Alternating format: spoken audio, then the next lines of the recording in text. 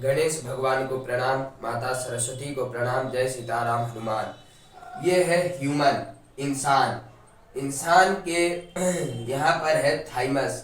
Thymus कैसा है तो सॉफ्ट है, बाइलोब है, दो लोब है, बीच में जुड़ा है कनेक्टिव टिश्यू से।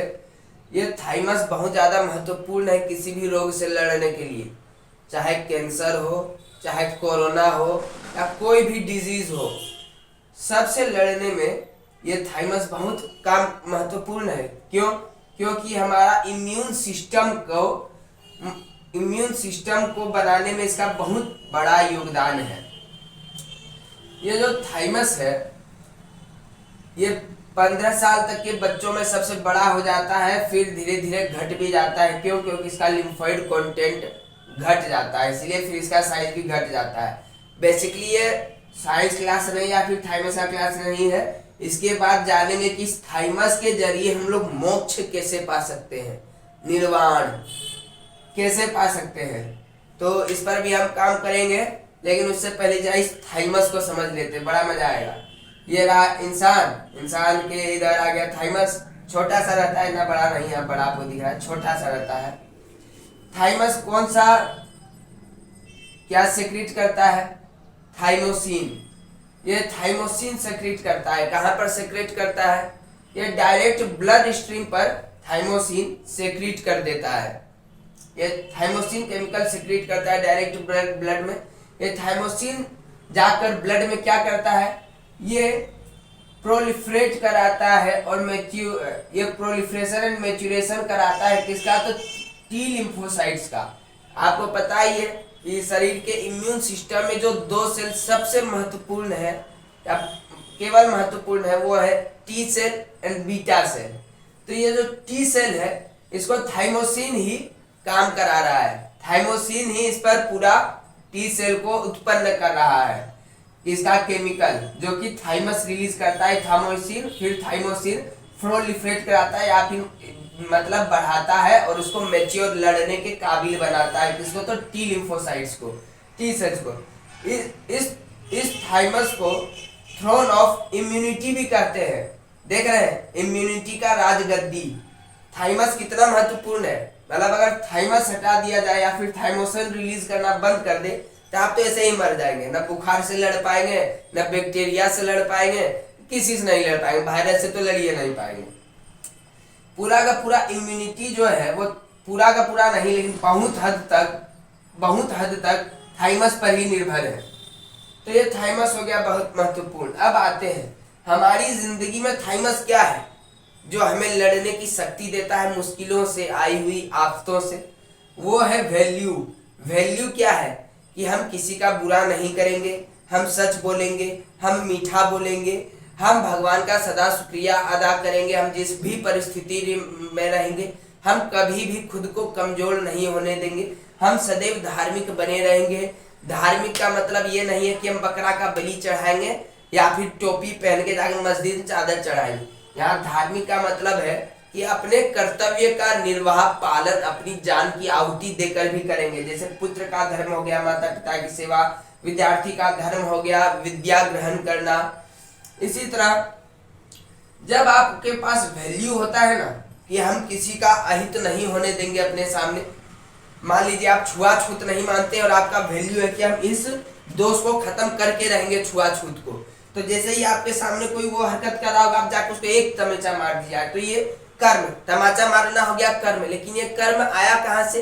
तो आपके वैल्यू से। आप जिस विषय को लेकर संकल्पित है, प्रतिबद्ध है कि हम इस वैल्यू से नीचे नहीं उतरेंगे, तो वही वैल्यू आपसे उस तरह के कर्म कराएगा। जैसे कि आपका वैल्यू हो कि हम सबसे मीठा बोलेंगे, किसी को भी कठोर वचन नहीं बोलेंगे, तो आप बहुत ही मीठे वचन बोलिएगा।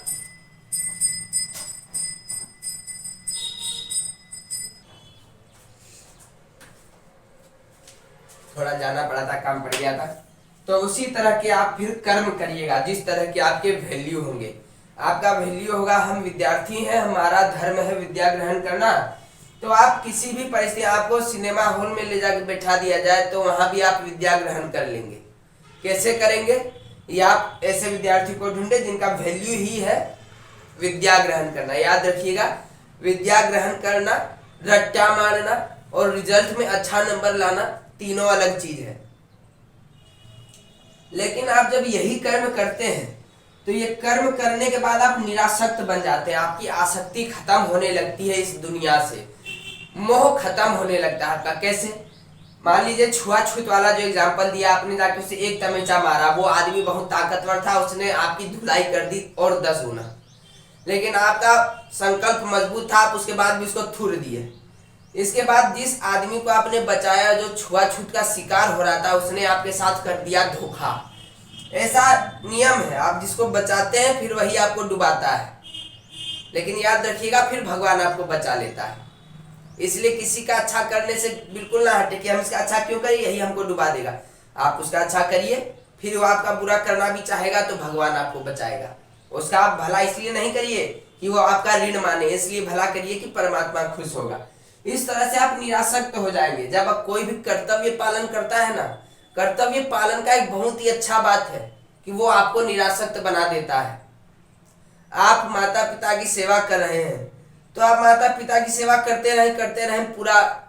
सेवा ऐसा नहीं, सेवा तप होता है, तप। सेवा करने से सिद्धियां भी मिलती हैं। किसी की भी मन की बात जान लो, पैर पटक के पृथ्वी डोला दो, ये सब सिद्धियां सेवा मात्र से मिल जाती हैं। पुराणों में इनका वर्णन है, आप पढ़ लें।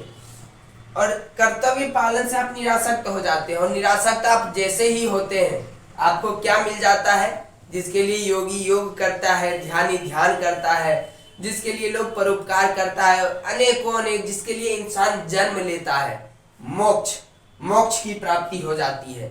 जैसे ही आप निरासक्त होते हैं, आप भूमि पर ही सशरीर मोक्ष प्राप्त कर लेते हैं। आपको फिर कोई चीज से फर्क नहीं पड़ता है, वह आपको गाली दे रहा है या आपकी बड़ाई कर रहा है, क्योंकि आप निरासक्त है, आपकी आसक्ति नहीं है। यानी आपको कोई फर्क ही नहीं पड़ता है, कोई आपकी बुराई कर रहा है या बड़ाई कर रहा है। निरासक्त कैसे होंगे? कर्म से। कर्म कैसे होगा? तो जब आप वैल्यू से, गीता पूरा का पूरा वैल्यू ही है, उसमें सारी की सारी बातें वैल्यू ही है।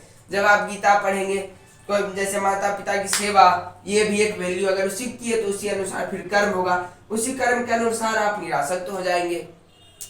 ये बोलने की बात नहीं, पढ़ने की बात नहीं, करने की बात है। आज ही ट्राई करें, जाइए आज ही 1 घंटा माता पिता का पैर दबा के देखें, आपके भीतर निरासक्ति का भाव जागृत होगा ही होगा, और आपसे कुछ ना कुछ ऐसा कर्म होगा जिससे आपके भीतर निरासक्ति का भाव उत्पन्न होगा। जितना सेवा करेंगे, जितना मनोयोग से सेवा करेंगे, जितना समर्पित होकर सेवा करेंगे, जितना समर्पित होकर अपने वैल्यू पर अड़ी रहेंगे, उतना निरासक्त होंगे और उतनी ही जल्दी आप मोक्ष प्राप्त कर पाएंगे। मोक्ष मरने के बाद ही नहीं, जीते जी भी मिलता है।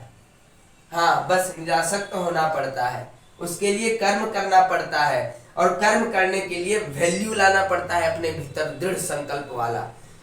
इस वीडियो पर मेरे ख्याल से 0 व्यूज आएगा, लेकिन कोई बात नहीं। सीताराम।